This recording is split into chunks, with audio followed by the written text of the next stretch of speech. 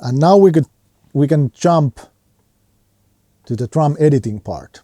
So we go to the filing, we see Offknives 6 Bathe second and drum editing. So I recorded the session. Now I named the save as, named the session again, and started the editing. To me, drum editing is cleaning the parts that I don't need. I use Beat Detective to correct the timing a little bit, and also it means little bit gain staging and EQing. Nowadays it's also EQing, cutting EQ, a little bit coloration, and then bringing it to line level. In here I haven't used the line level thing. Nowadays I do it all the time, so I bring everything after I bring to same level, so line level, like it's supposed to be. But here, now I open the session with the drums, and we have now doubled the amount of drums here, because we have the committed drums and then I have the edited drums. Let's go see the edit window in here. So here we have the Beat Detective side of the drums. So we have, I'm not gonna tell you what is the Beat Detective. You need to find it out. There's millions of videos about the Beat Detective side of things, so I don't wanna start to tell you how it works. But it's timing tool for the drums. You can use it the other way also, but mainly for drums. So here you can see the drums corrected with the Beat Detective, and they should sound like the same as before. A little bit louder though. I think I have something in the... No, I have nothing in the master. I have something, some slate plugin thing on the master here, but let's keep it on bypass now, because I want to show first what I do with the channels. Okay, so we had the 3 bass drums, 2 snares, 4 toms, so on and so on. What I've done, let's start from the bass drum in mic again. So it sounded like this, just like before. What I've started with is a trim plucking. I've lowered the volume that it hits -18. And because I'm now bringing basically the audio from somebody else's recording machine to my mixing machine, I'm doing an analog saturation thing again. And I've noticed that when I use my mixing port, I need to lower the volume to -18. So basically the drum near mics is hitting -18 peaks, so not RMS peaks. And the ride, hi-hat, crash, overhead, stuff like that, it's hitting approximately -24 peak, not RMS peak. So I'm lowering with the trim plucking, the volume to the -18 and -24. And it lowers the volume. Then I have the Steven Slate mix rack again, and I have my mixing board here, what I've done. So basically I've put everything on there and kick it. I have a virtual channel. I have it in Brit 4K E, so SSL type console E, drive as 6, no noise.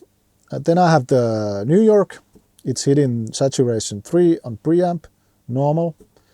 Then I have London virtual saturation, it's hitting console, 3 dBs of saturation, nothing else. And then the Hollywood, also console, and 3 dBs. So New York is hitting preamp, other ones are hitting console. Then I have the Revival EQ, or well, I think it's EQ. I have a shimmer in 3 dBs and thickness in 3 dBs. And this is what I put on every channel, on every instrument, every time. And then I'm lowering the overall volume about 3 dB, so it's not, the volume is the same. This is what I do when I bring stuff for me to mix. Every time I do this in every channel. Then I have a virtual tape machine. Let's see what it's hitting. It's just going through it and it's hitting like minus 10 dBs. Nothing much. 16 channel 2-inch tape machine, FG9 15 IPS and normal bias, and that's always the same in every channel.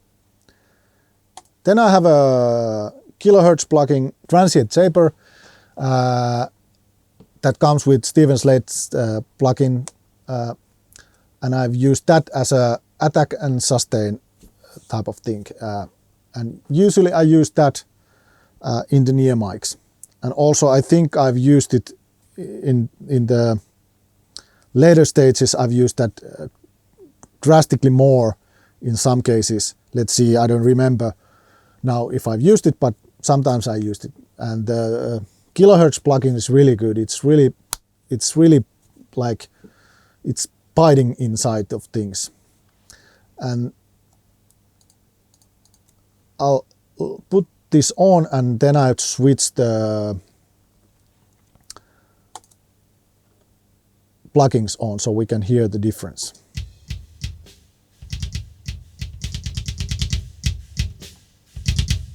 Virtual mix rack.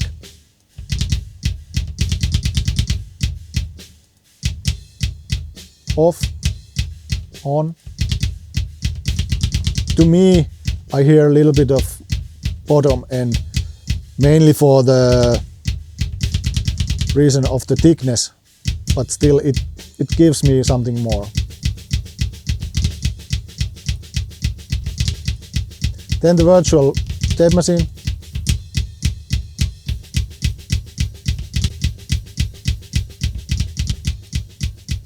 To me it gives a little bit more body to it. And then the transient shaper. It brings it a little bit forwards. And why I have EQ'd in this point the drums, because I've recorded those, I know how they sound.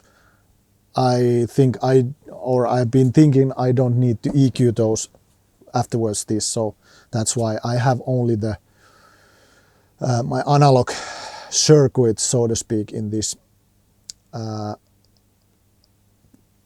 These Steven Slates are not changing throughout the time. They are the same. What is changing is the trim plugin and maybe the transient shaper. I don't think this is even changing here. Yeah, it's the same in all. Let's hear the middle bass drum.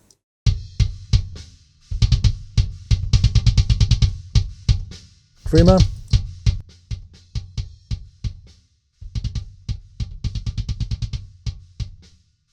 Here I can see the middle poking through really good. Yes.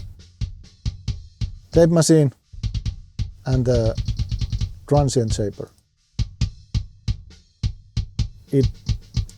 The leakage is a little bit less and it's more pokier.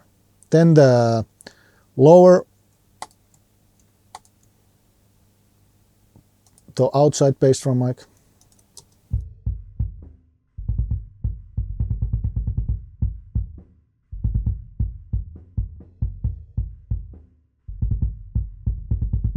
It's poking through more. Now the tape machine gives a little more bottom end. And it's just kicking with the transient shaper. Now let's hear all the bass drum without everything and with everything.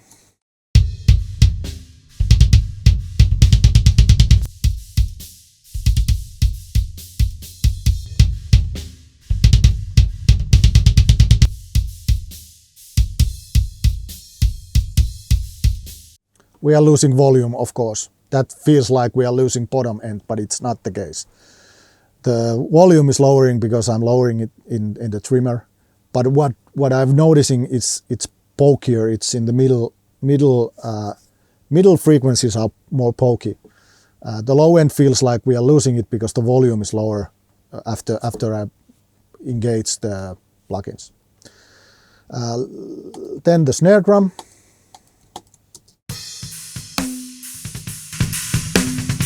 Without the, let's put the trimmer on. Without the analog circuit and without.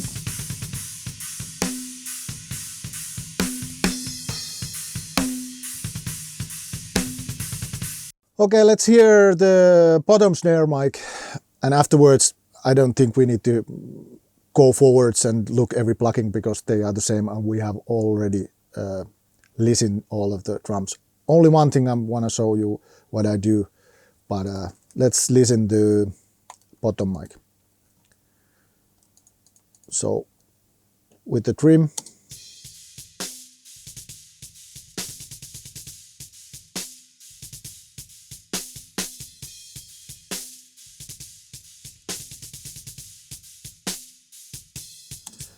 nothing drastic, little things. At the same art, the rest is the same, and we can listen to it now. Without the plugins,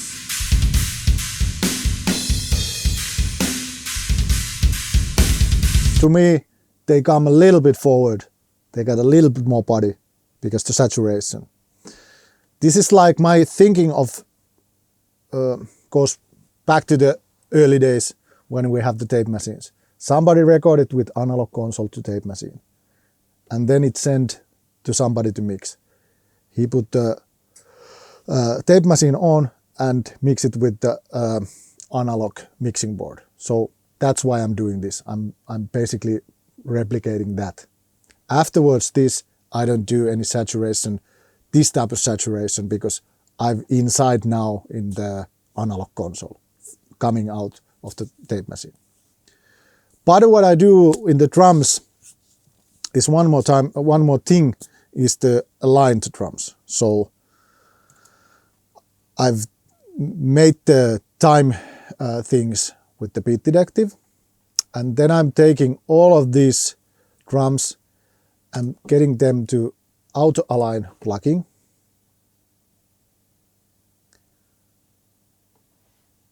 It's auto align 2. Before this I had auto align 1. It's more time consuming plugin to use. This is easy. You just open it.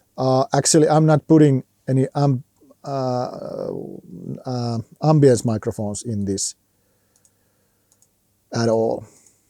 And then I press align, and it calculates the time difference between the microphones and the phase relations with the microphones.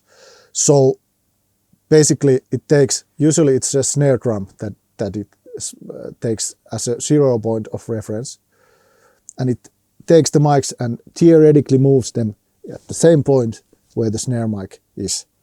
They are not moving anywhere, only the tracks are, but in time, in theory, they are moving at the same position and the snare mic. So then there's no time difference and no phase difference in anymore because we have 21s, or let's take the amp microphones off. We have 18, 19 microphones. So we can have more punchy microphone, more punchy drums because they are aligned. Now we can see it has time aligned it. Okay, now the reference is bass drum in, and then it samples minus something. And I've done it this. In the next step we can see that we can't see anything anymore, but we can basically hear it. I've done this already, but this is the time that it made now. So this is what I do at this edit point for the drums. So gaining, analog circuit, tape machine, nowadays an EQ, and then I bring it to line level. I do the auto aligning, so they are timelined so much as I can. Before the auto aligned, sometimes I take it by hand and move the mics, so the faces are good and they are a little more time aligned, but this is way quicker to do nowadays, and it's also ARA plugging. But then we do none and commit, but we of course are not going to do it. We revert to back because I've already done this. But yeah, the editing point is here. Afterwards, when I commit, I take the tracks and I press commit, so it calculates everything that is on the track and makes it a full consolidated track without the plugins, and the plugins are inside. So that's how I clean up the table, so to speak. So I have a clean table for mixing. If I'm doing mixing for somebody else, I'm not doing this because, well, the mixing engineer and the producer should have done this beforehand. They are paying me only to mix, so editing is if I do editing like editing and time aligning, it takes time. But that I won't do if they don't ask me, or if I notice something, then I tell the customer that, hey, this needs editing, do you want me to do it, and so forth. But the analog circuit thing and the EQing thing, that I'll do. And I might check the endings and whatnot, just to clean up a little bit, but nothing else. Now we have done my editing. So time aligning, analog circuit, auto aligned, and at this point I would go here, take all, commit, select the tracks, consolidate clips, group assignment, elastic audio algorithms, hide and make inactive and offline. And when I press yes or OK, it will calculate everything inside, and then we will be at this situation that these channels will hide away, look inactive, and we have the channels that we have done. And so now when I press this, these are the channels that we have EQ'd, time aligned.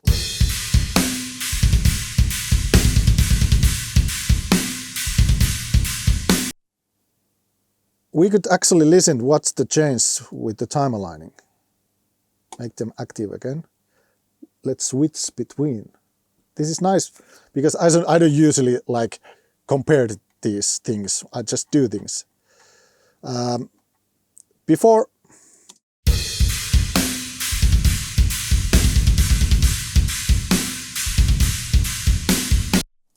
and after timeline.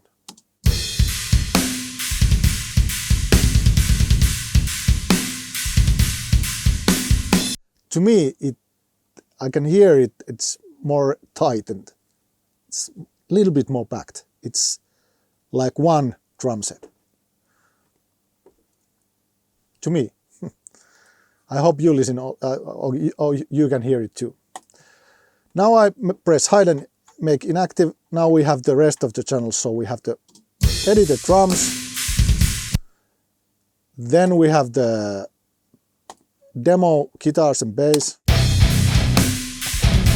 And also for my ears, I've done this master EQ thing. So I've done a little bit air and compressing.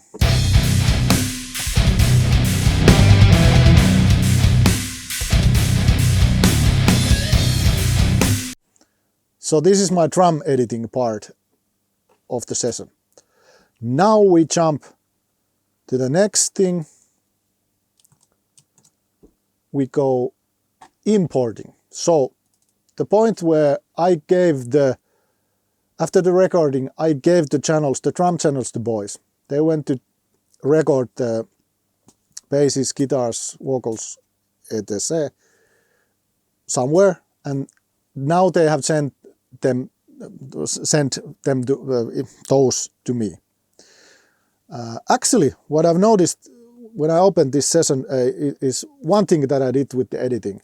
After the timelining and committing, I've cleaned up the tones. So if we open this up, you can see I've grayed out the tones. So what I usually do, I don't use gates in this kind of situations. I clear out all the stuff that we don't need, and I just keep the toms open in the places where you hit them. So here we have a tom here. I can play it. So we can come here. It's only tom. In the mix, it sounds like this. So it's clean cut and a little bit fade. Let's listen to this.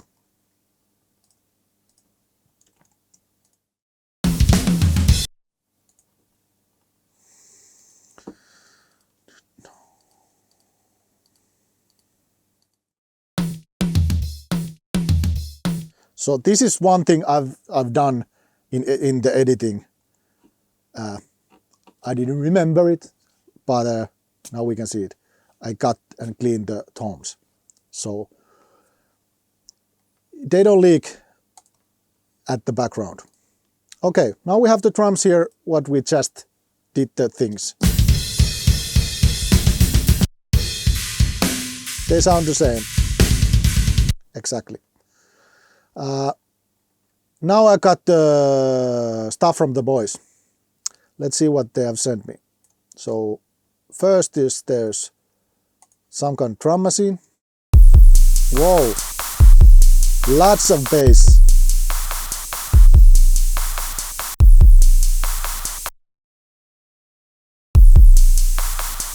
Cool sounding thing. Then bass amp.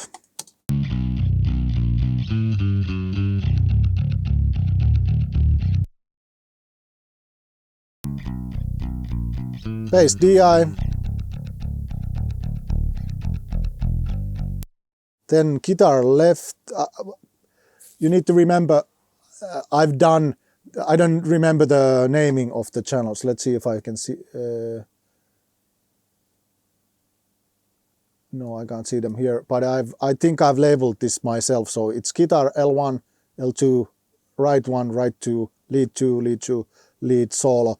So I've made the name shorter. I don't remember what are the names, but I've made the name shorter so it's easier for us to read in here. I think. I don't remember how they came, but I usually do that.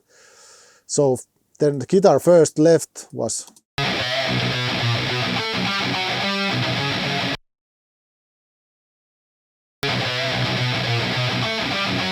Then lead guitar.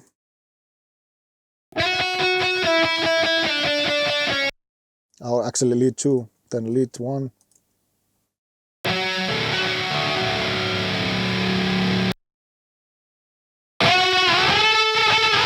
Solo. Then there's synthesizers, synthesizer 1, 2, 3, synth drone, synth PA, pad 1, pad 2. There's a lot of synthesizers here. I remembered less. All right. And rise. And then there's vocals.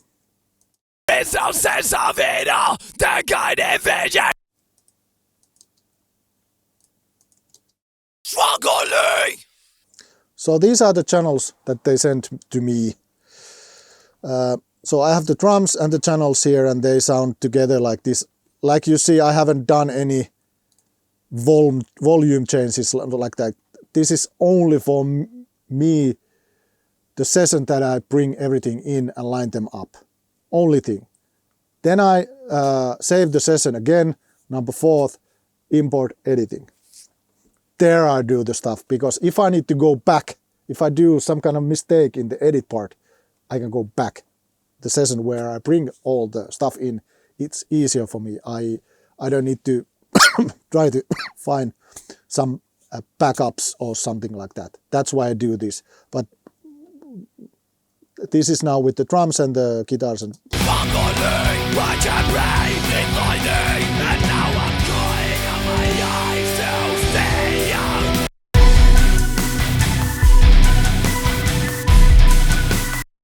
okay, that's only thing I've done. There's nothing in here, no EQ, nothing. Only the Steven Slate. Let's listen.